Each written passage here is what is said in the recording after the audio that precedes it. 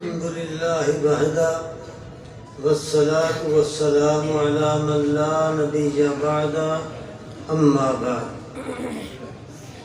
فقد قال النبي صلى الله عليه وسلم كلمتان حبيبتان إلى الرحمن خفيفتان على اللسان ثقيلتان في الميزان سبحان الله وبحمده سبحان الله العظيم.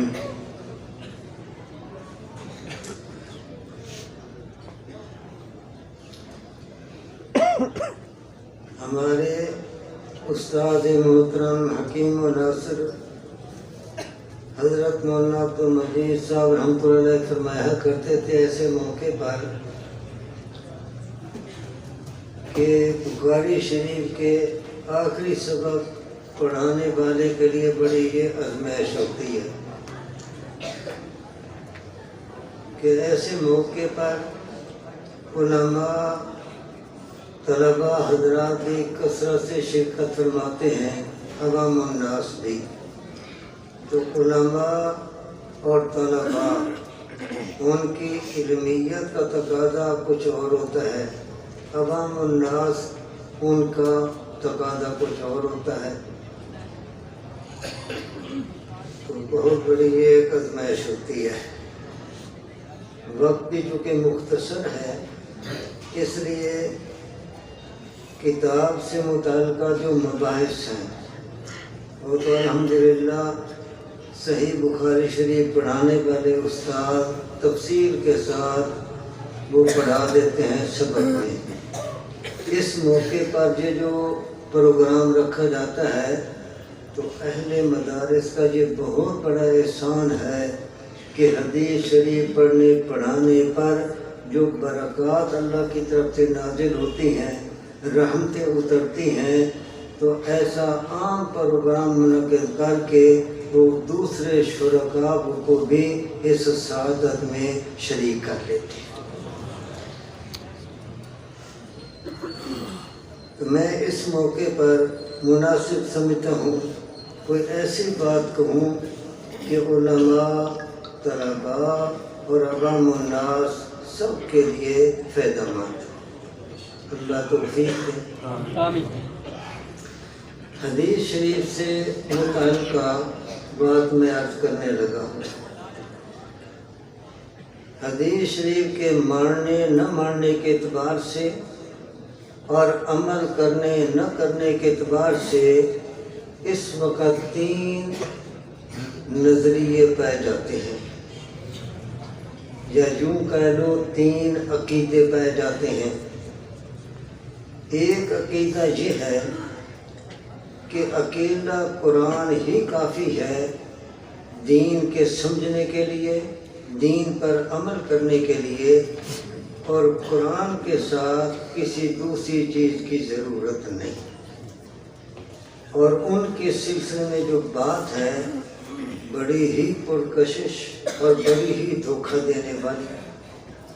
ایک وہ سوال کرتے ہیں کہ یہ بتاؤ کہ قرآن کریم یہ کامل کتاب ہے یا ناقص ہے؟ اگر تو یہ کامل کتاب ہے تو اس کے کامل ہونے کا تقاضا یہ ہے کہ یہ اس کے ہوتے ہوئے کسی دوسری چیز کی ضرورت نہیں. اور اگر قرآن کریم کے ہوتے ہوئے کسی اور چیز کی بھی ضرورت ہے تو پھر تو یہ قرآن کامل نہ ہوا.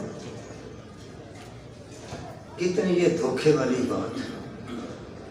دوسرا نظریہ یہ ہے کہ نبی پاک صلی اللہ علیہ وسلم کی جو بھی صحیح حدیث ہو اس پر عمل کیا جائے.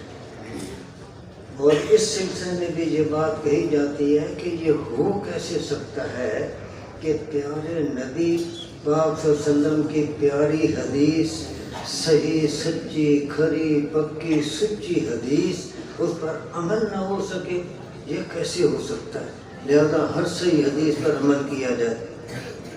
اور تیسرا نظریہ یہ ہے کہ حدیث قرآن کریم کے ساتھ ضروری، اکیلا قرآن کافی نہیں، لیکن ہر حدیث پر بھی عمل نہیں ہو سکتا.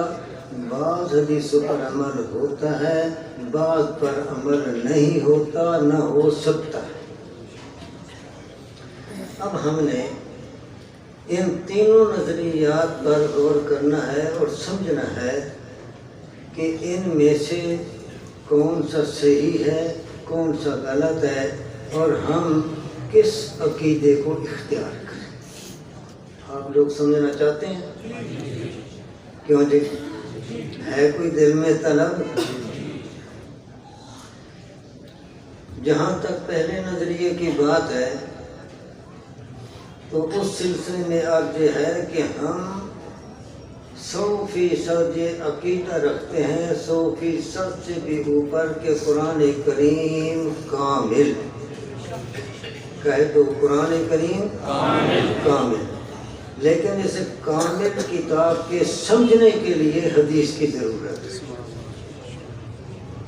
کامل کتاب پر عمل کرنے کے لیے حدیث کی ضرورت ہے۔ جب تک حدیث قرآن کریم کے ساتھ نہ جوڑی جائے اور قرآن کریم کو حدیث کی روشنی میں نہ سمجھا جائے، نہ قرآن کریم سمجھ آ سکتا ہے، نہ قرآن کریم پر عمل ہو سکتا ہے۔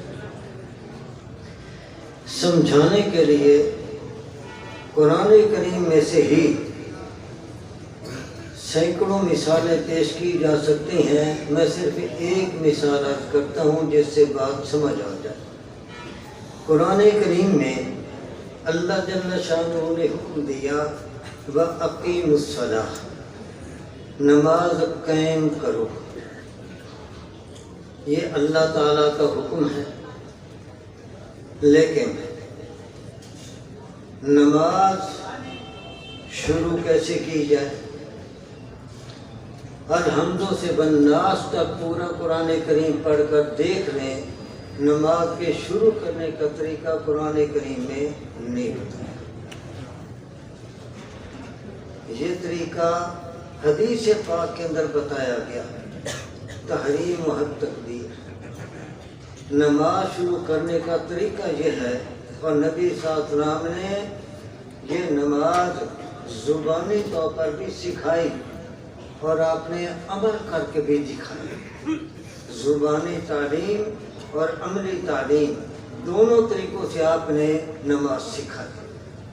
تو آپ نے نماز کے شروع کرنے کا طریقہ یہ بتایا کہ ہاتھ اٹھانے ہیں اور زبان سے کہنا ہے اللہ اللہ، ہاتھ اٹھائیں اور زبان سے کہیں اللہ اکبر۔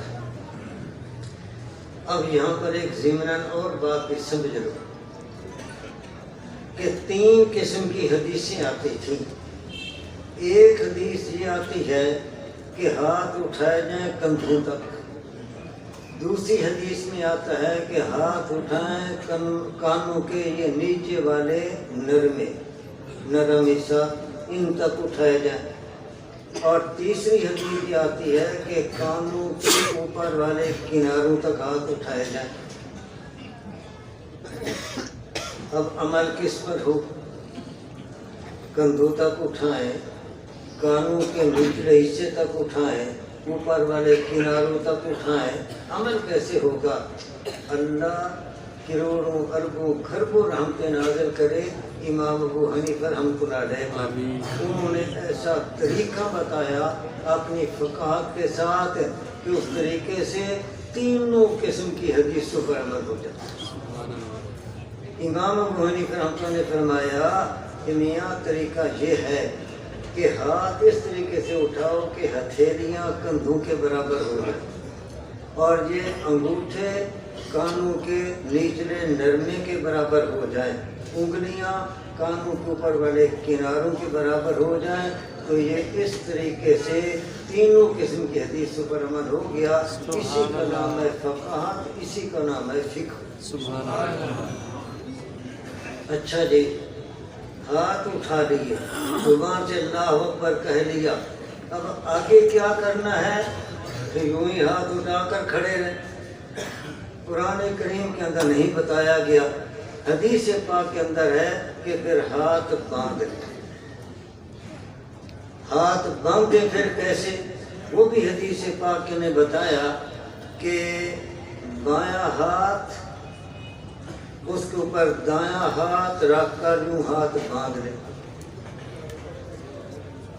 ہاتھ یوں باندھ لے، بایاں ہاتھ نیچے دایاں ہاتھ اوپر۔ اچھا جی، ہاتھ اس طرح باندھنے ہیں، لیکن یہاں پر بھی 3 قسم کی حدیثیں آتی ہیں۔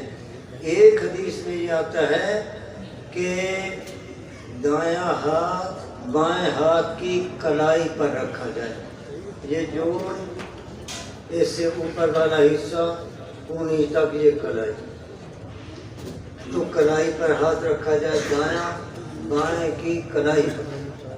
دوسری حدیث میں آتا ہے کہ دائیں ہاتھ کی ہتھیلی بائیں ہاتھ کی پشت پر، اور تیسری حدیث میں آتا ہے کہ دائیں ہاتھ کے ساتھ بائیں ہاتھ کو پکڑا جائے۔ اور یہاں پر بھی عجیب سوال پیدا ہوتا ہے، اگر ہاتھ کلائی پر رکھتے ہیں تو پھر یہ دائیں ہاتھ کی ہتھیلی بائیں کی پشت پر کیسے آئے گی؟ اور اگر بائیں ہاتھ کی پشت پر دائیں ہاتھ کی ہتھیلی رکھتے ہیں تو کلائی پر کیسے آئے گا؟ اور دائیں کے ساتھ بائیں کو پکڑیں گے کیسے؟ تو یہاں پر بھی امام ابو حنیفہ رحمۃ اللہ نے اپنی فقاہت سے ایسا طریقہ بتایا کہ تینوں قسم کی حدیث پر عمل ہو جاتا ہے۔ امام صاحب رحمۃ اللہ نے یہ فرمایا کہ ہاتھ اس طریقے سے باندھے جائیں کہ دائیں ہاتھ کی ہتھیلی بائیں ہاتھ کی پشت پر رکھ دیں اور 3 انگلیاں یہ سیدھی رکھیں کلائی کے اوپر، 3 انگلیاں یہ رکھیں کلائی پر، اور انگوٹھے اور چھوٹی انگلی کے ساتھ یوں پکڑ لیں۔ اب یہ تینوں قسم کی حدیثوں پر عمل ہو، یہی ہے فقاہت، یہی ہے فقہ۔ اور ہاتھ باندھ لیجیے۔ اب ہاتھ باندھنے کے بعد پھر کیا کرنا ہے، قرآن کریم کے اندر نہیں بتایا گیا، حدیث پاک کے اندر ہے سبحانک اللہم، الحمد سے والناس تک آپ پڑھ کے دیکھ لیں، کہیں پر سبحانک اللہم و بحمدک یہ نہیں بتایا گیا، حدیث پاک نے بتایا۔ اچھا جی، سبحانک اللہم پڑھ لیا، آگے کیا کرنا ہے وہ بھی حدیث پاک کے اندر ہے، اعوذ باللہ، بسم اللہ، سورۃ فاتحہ اور آمین، اس کے بعد پھر ایک سورت ملانی ہے، یہ سارا طریقہ حدیث پاک نے بتایا۔ اچھا جی، سورت مل گئی، اس کے بعد پھر کیا کرنا ہے، رکوع کرنا ہے، اس کے بعد رکوع کرنا ہے۔ رکوع میں جا کر رکوع کے اندر کیا پڑھنا ہے، تو قرآن کریم کے اندر نہیں، حدیث پاک کے اندر ہے کہ رکوع کے اندر جائیں تو سبحان ربی العظیم یہ کہیں۔ اچھا ہاں، رکوع کو جائیں تو رکوع کو جاتے ہوئے زبان سے بھی کچھ کہنا ہے یا نہیں کہنا، تو قرآن نے نہیں بتایا، حدیث پاک نے بتایا کہ زبان سے اللہ اکبر کہہ کر رکوع میں چلے جائیں۔ رکوع کے اندر جا کر سبحان ربی العظیم کہا، اب سیدھا ہونا ہے تو ایسے ہی گونگے بن کر چپ کر کے سیدھے ہو جائیں، یا زبان سے بھی کچھ کہنا ہے، تو حدیث نے بتایا سمع اللہ لمن حمیدہ، اکیلا ہو تو ساتھ ربنا لک الحمد یہ بھی کہے جب اکیلا نماز پڑھ رہا ہو، یہ سب کچھ حدیث پاک نے بتایا۔ پھر سجدے میں چلے جائیں، اب سجدے میں جا کر کیا کہنا ہے وہ بھی حدیث پاک نے بتایا، قرآن میں نہیں۔ سجدے میں جا کر کہنا ہے سبحان ربی الاعلیٰ، اور کم از کم 3 مرتبہ،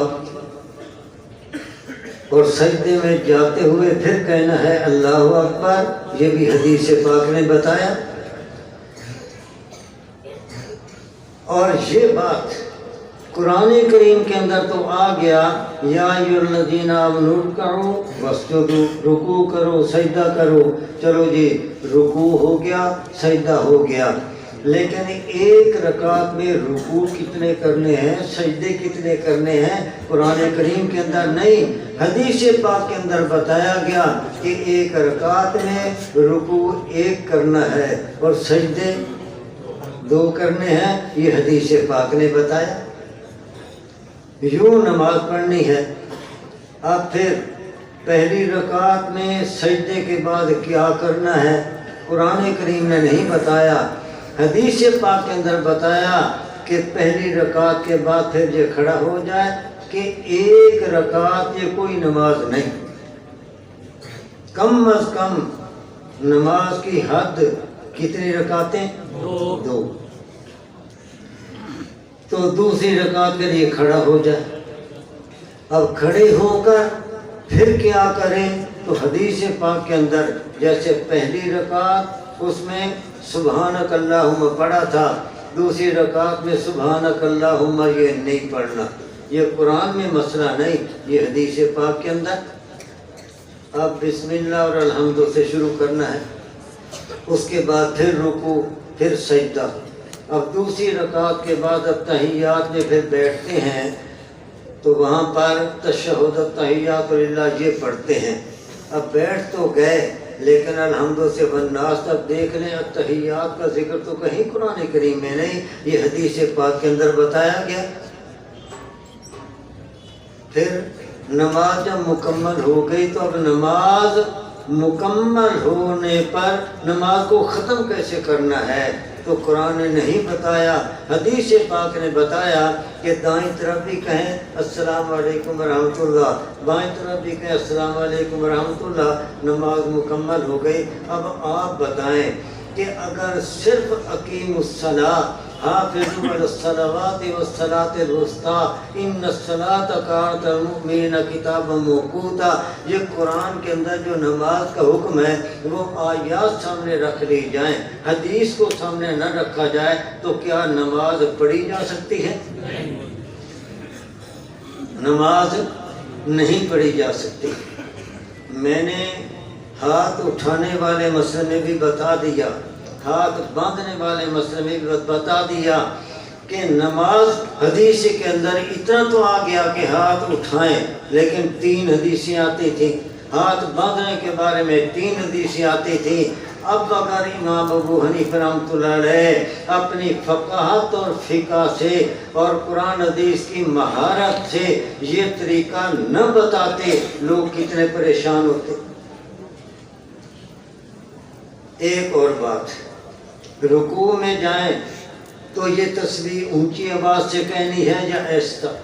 سجدے میں جا کر تسبیح اونچی آواز سے کہنی ہے یا آہستہ؟ جب تک یہ طریقہ معلوم نہ ہو کوئی تسبیح کہہ سکتا ہے؟ طریقہ معلوم ہونا چاہیے نا کہ اونچی آواز سے کہیں یا آہستہ کہیں، طریقہ معلوم ہونا چاہیے۔ لیکن یہ طریقہ کہ بلند آواز سے کہیں یا آہستہ کہیں، نہ قرآن کریم کے اندر نہ حدیث پاک کے اندر یہ طریقہ بتایا فقہ نے۔ تو اس کا مطلب یہ ہوا کہ نماز صحیح طور پر مکمل پڑھنے کے لیے 3 چیزوں کی ضرورت ہے، قرآن کی بھی، حدیث کی بھی اور فقہ کی بھی۔ سمجھ آ گئی بات؟ تو معلوم ہوا کہ قرآن اکیلا کافی نہیں، اب قرآن کے اندر حکم ہے اور احکامات جو دیے قرآن کریم نے وہ بالکل کامل ہیں، ان کے ہوتے ہوئے نئے احکامات کی ضرورت نہیں، لیکن اسی لیے ہے اليوم اکملت لکم دینکم، اب نئے احکامات کی ضرورت نہیں ہے۔ احکامات کے اعتبار سے قرآن کریم کامل ہے، لیکن اس کامل کتاب کے سمجھنے کے لیے، عمل کرنے کے لیے ضرورت ہے حدیث پاک کی۔ اگر اکیلا قرآن کریم کافی ہوتا تو کتاب اللہ کے ساتھ رسول اللہ کے بھیجنے کی ضرورت نہیں تھی۔ ہر کوئی قرآن کریم پڑھتا عمل کرتا، قرآن کریم پڑھتا عمل کرتا، رسول اللہ کو بھیجنے کی کیا ضرورت تھی؟ تو رسول اللہ کو تو اسی لیے بھیجا لِتُبَيِّنَ لِلنَّاسِ کہ آپ قرآن کریم کی لوگوں کے سامنے وضاحت کریں، اور 23 سالوں میں جو آپ نے قرآن کریم کی وضاحت کی، اپنی زبان سے بھی اپنے عمل کے ذریعے سے بھی، آپ کی انہیں وضاحتوں کے مجموعے کا نام حدیث ہے۔ اس لیے قرآن کے سمجھنے کے لیے حدیث ضروری۔ جن کو جو میری بات سمجھ آئی ہاتھ کھڑا کریں تاکہ میرا دل مطمئن ہو جائے کہ میں نے بات سمجھا دی۔ اب اس بات کو ایک مثال سے سمجھیں۔ اللہ تعالیٰ نے انسان کو 2 روشنیاں دی ہیں۔ ایک اللہ تعالیٰ نے روشنی دی ہے داخلی، ایک روشنی ہے خارجی۔ داخلی روشنی اللہ تعالیٰ نے جو یہ آنکھوں کے اندر نور، یہ بینائی، دیکھنے کی قوت یہ رکھ دی، یہ ہے داخلی روشنی۔ اور خارجی روشنی دن کو سورج ہے، چاند کی روشنی ہے، یہ بلب ہے، بجلی ہے، اس کی روشنی ہے، یہ خارجی روشنی۔ آدمی راستہ دیکھنا چاہے اور کوئی کام کرنا چاہے، عمل کرنا چاہے، تو دونوں روشنی کی ضرورت ہے، خارجی روشنی بھی اور داخلی روشنی بھی۔ دونوں روشنیاں ہوں تو راستہ نظر آئے گا، دونوں روشنیاں ہوں تو آدمی کوئی کام کر سکے گا۔ اگر داخلی روشنی تو ہے لیکن خارجی روشنی نہ ہو، نہ راستہ نظر آئے گا، نہ آدمی کوئی کام کر سکے گا۔ ایک آدمی رات کو کام کر رہا ہے اور بجلی کی روشنی ہے، لیکن جو ہی بجلی گئی جہاں اس کا ہاتھ ہے وہیں رک جائے گا۔ مطالعہ کر رہا ہے، مطالعہ وہیں پر رک جائے گا۔ لکھ رہا ہے، قلم وہیں بند ہو جائے گا، آگے لکھ نہیں سکے گا۔ کیوں کہ خارجی روشنی نہیں، حالانکہ داخلی روشنی وہ تو موجود ہے۔ اور اگر خارجی روشنی تو ہے، داخلی روشنی نہیں، داخلی روشنی نہیں، خارجی روشنی ہے۔ جیسے نبینا، اب سورج نکلا ہوا ہے، 500 پاور کا بلب جل رہا ہے، لیکن اس کو راستہ نظر آئے گا؟ لکھ سکے گا، کام کر سکے گا؟ کیوں؟ داخلی روشنی۔ تو دونوں روشنی کی ضرورت ہے میرے پیارے، میرے بھائی۔ اسی طریقے سے دین کے سمجھنے کے لیے، دین پر عمل کرنے کے لیے، دین ایمان کا راستہ دیکھنے کے لیے دونوں روشنیوں کی ضرورت ہے۔ قرآن کی روشنی بھی ہو، حدیث کی روشنی بھی ہو، تو پھر دین کا راستہ بھی نظر آئے گا اور دین پر عمل بھی ہو سکے گا۔ ایک روشنی بھی اگر ختم ہو جائے تو اس کے ختم ہونے سے نہ دین کا راستہ نظر آئے گا، نہ دین پر عمل ہو سکے گا۔ دونوں روشنی کی ضرورت ہے، قرآن کی روشنی بھی ہو، حدیث کی روشنی بھی ہو۔ کیونکہ جتنا وقت مجھے دیا گیا تھا مکمل ہو گیا، اس لیے میں اسی پر اکتفا کرتا ہوں۔ باقی 2 انشاءاللہ اس کی ادھار وہ پھر کسی اور موقع پر میں ادا کر دوں گا۔ وآخر دعوانا ان الحمدللہ رب العالمین۔